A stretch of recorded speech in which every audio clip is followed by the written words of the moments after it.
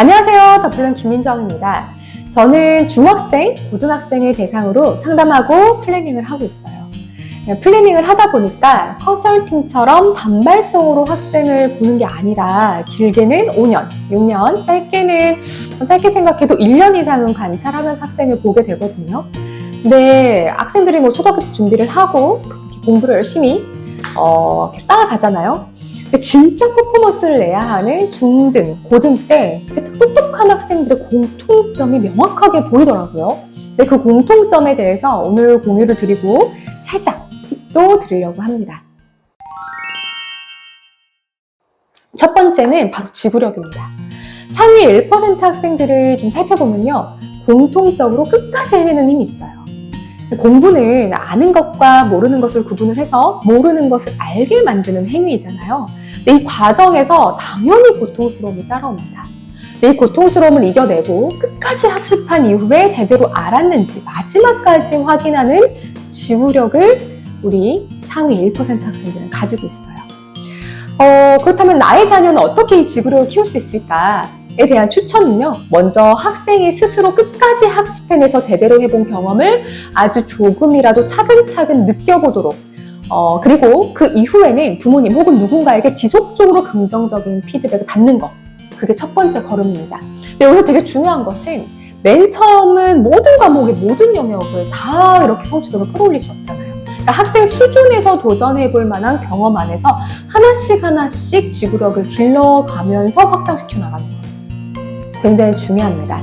실제로 저희 학생 중에서 학습 수준이 중하 수준이었어요. 전체 과목이. 근데 영어 과목에서 100점을 한번 받은 거예요. 그 이후에 다른 과목까지 점차 성장하는 경우들. 그래서 학교는 조금 국공립에 시험이 어렵지 않은 학교이긴 했으나 1등급까지 성장하는 경우들 종종 있어요. 거기에서 되게 중요한 게 칭찬과 격려, 그리고 바로 다음 레벨을 정확하게 짚어줄 수 있는 선생님을 매칭시켜 주시는 거.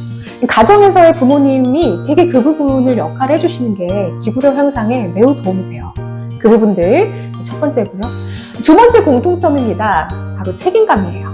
보통 상위 1% 학생이라고 하면 공부를 막 즐길 것 같잖아요. 근데 그렇게 생각하시는 분들이 많은 것 같더라고요. 근데 그 학생들 좀 들여다보면은 꼭 그렇지는 않아요. 그 학생들도 새로운 학습을 배울 때 똑같이 피하고 싶어 하고요. 하기 싫어해요. 근데 본인에게 맡겨진 일이기 때문에 책임감 있게 하는 거거든요.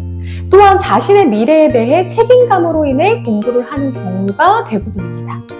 근데 보면 책임감이라는 영역이 참 쉽지 않은 것 같아요. 갑자기 길러지는 영역도 아니고요. 어떻게 보면 타고나는 부분도 분명히 존재하죠. 그러나 환경적으로 연습을 통해 길러지는 경우도 있고 가능하다고 생각합니다. 책임감은 사실 자신이 할 수 있는 어느 정도의 분량을 넘어가 버리면 발휘하기가 어려워요.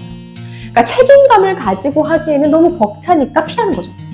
그래서 그런 학생들이 어떻게 나타나냐면 학원들을 몰래 빼버리거나 안 가거나 학원 과제를 베끼거나 했다고 거짓말하는 경우들이 그때 생기는 거예요.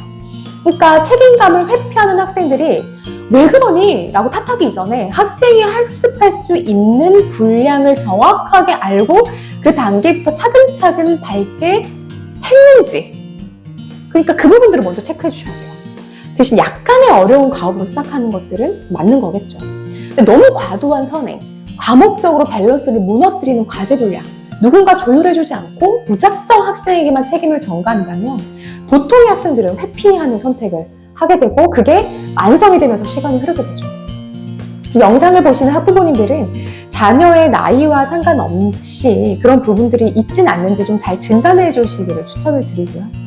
마지막 공통점입니다. 세 번째인데요. 배경 지식입니다. 늦게 공부한 친구들이 1%로 막 올라가려고 애쓰지만 올라가기 어려운 이유가 바로 이 배경 지식이에요. 그러니까 하나를 공부하더라도 이전에 공부했던 지식과 연결시켜서 배울 때는 익혀지는 속도에서 막 점점점 차이가 벌어지는 거예요. 그러니까 진짜 똑똑한 학생과 그렇지 않은 학생으로 시간이 지나면서 나눠지게 되는 거죠. 그러니까 초등학생 때, 중학생 때, 1, 2학년 때 학부모님들이 그냥 예체능 위주로 이렇게 학습을 시키시다가 갑자기 중학교 3학년부터 과목들, 학원들을 막 넣으시면서 학습을 시켜주시는데 그래도 퍼포먼스가 안 나오는 거예요. 그러니까 학습을 기억할 만한 나이부터는 학습과 연결된 배경 지식을 차근차근 충분히 쌓을 수 있는 시간과 노력이 필요합니다. 뭐 그게 책일 수도 있고요. 어떤 분야의 영상일 수도 있고, 여행일 수도 있고, 누군가의 어떤 뭐 대화일 수도 있고, 배경 지식이 필요하다는 거죠. 그러니까 학생의 성향, 학부모님들의 상황, 목표에 따라서 잘 조율해 주시는 게 필요하겠습니다.